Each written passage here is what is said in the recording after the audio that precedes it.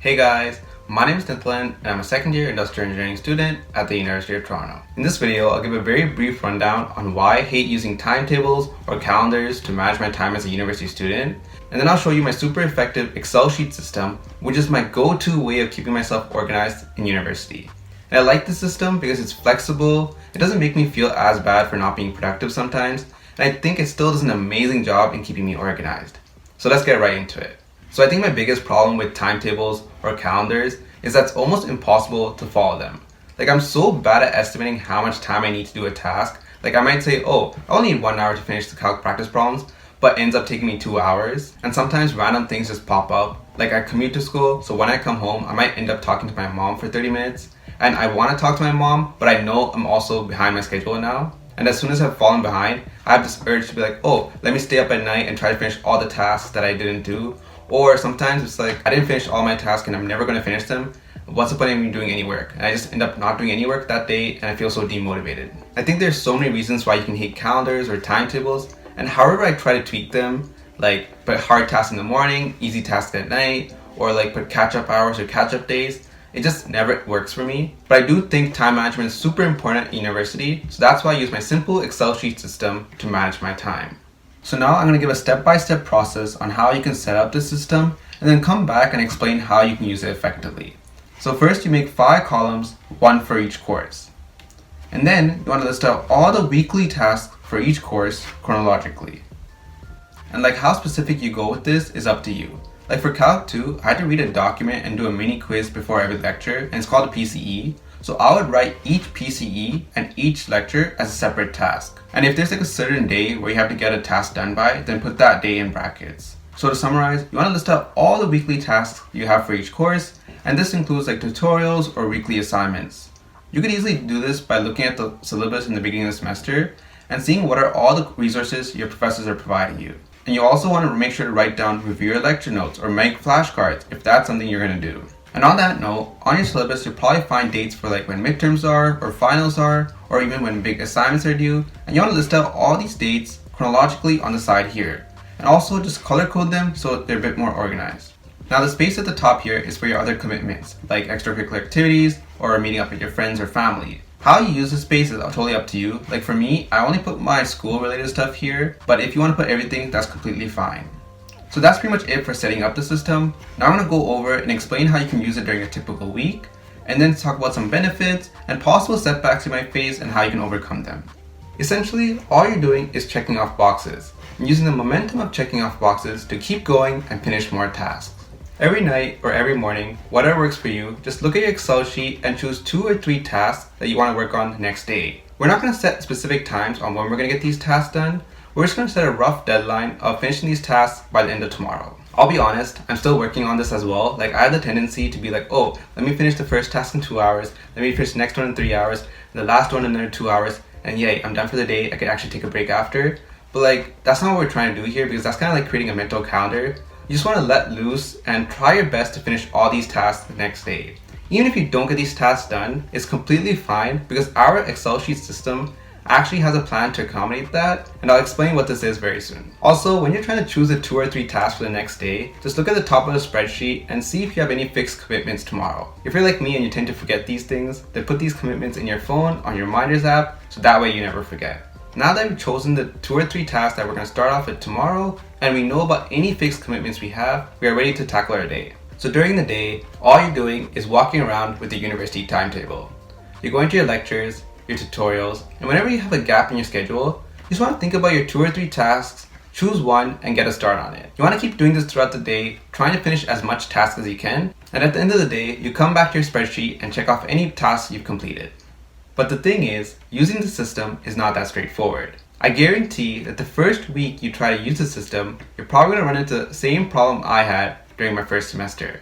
There's just not enough time in the world to do all the tasks we have written down. And simply put, you need to figure out what are the truly essential things that you need to do to succeed in each course. Like, I'll be honest, tutorials can sometimes be a complete waste of time. Or like, is reading the textbook to get an extra 5% of the knowledge really worth all the time you're putting in? And answering these questions are difficult, but start off by thinking about your academic goals and how much time you're willing to study in school. If you're new to university, it is hard to judge your academic goals because you really don't know what you're capable of, So I'll just focus on thinking about how much time you're able to put in.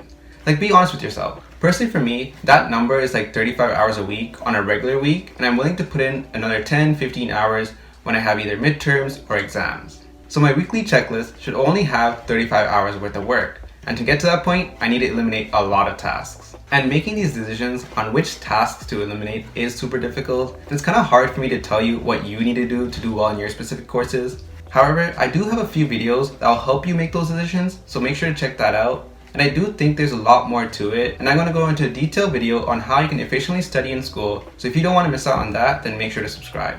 So back to what I was saying, to overcome the issue of not having enough time to do all your tasks that you've written down, you first have to establish how much hours you're actually able to study, and then choose only the essential tasks to fit into that time frame. And after you've done that, the system gives a stress-free and flexible approach to studying in university.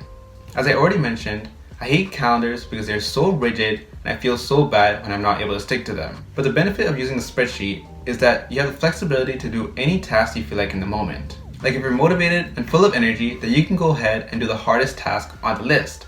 On the other hand, if you're feeling demotivated or tired, then you can go ahead and start off with a simple task. And because the tasks are listed chronologically, you don't really have much choice or confusion because you have to do the task at the top of the list for either one of the 5 courses. Another reason why the system works so well is because university works in weekly cycles. By following the same format, we give ourselves the flexibility to have off days. Like today I might be able to study 8 hours, but tomorrow I might only be able to study 4. And that's completely fine because on average it's going to be the same amount of hours per week unless we have like a finals, midterms, or something just happens in our life.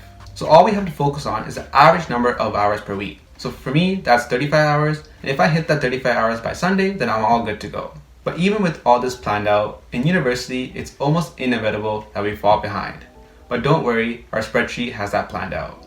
At the end of the week, if you see that some of the tasks are unfinished, all you want to do is transfer these tasks to the bottom right here. You want to either highlight them in yellow or red, and red would mean something that has to be done as soon as possible, is like due tomorrow or due today. Now that you've fallen behind, how you want to approach it is kind of up to you. One option is to put more hours the next week and catch up on all the tasks that you've fallen behind on. Or if reading week is coming up, then you can be like, oh, let me just wait till reading week and I'll catch up on all this then. But usually we fall behind during midterm season and it's super duper hard to catch up. I think the best thing we could do in this situation is try to cut down on more of the weekly tasks. Like if we had 35 hours worth of weekly tasks, getting it down to 30 means that we have 5 extra hours next week to catch up on past content. I know it might seem impossible to do this, but we have to accept that we've already fallen behind and we can't perfectly stick to our routine anymore. Cutting down on some of the tasks, even if it takes a hit on our understanding of the content, is the best way to go. We can never be a perfect student or have a perfect understanding of all the content before we go to the exam. So even if you do understand a bit less of the content, this might not have a big impact on our exam mark. And when you're cutting down these tasks, you want to think about which course you can afford to do that on.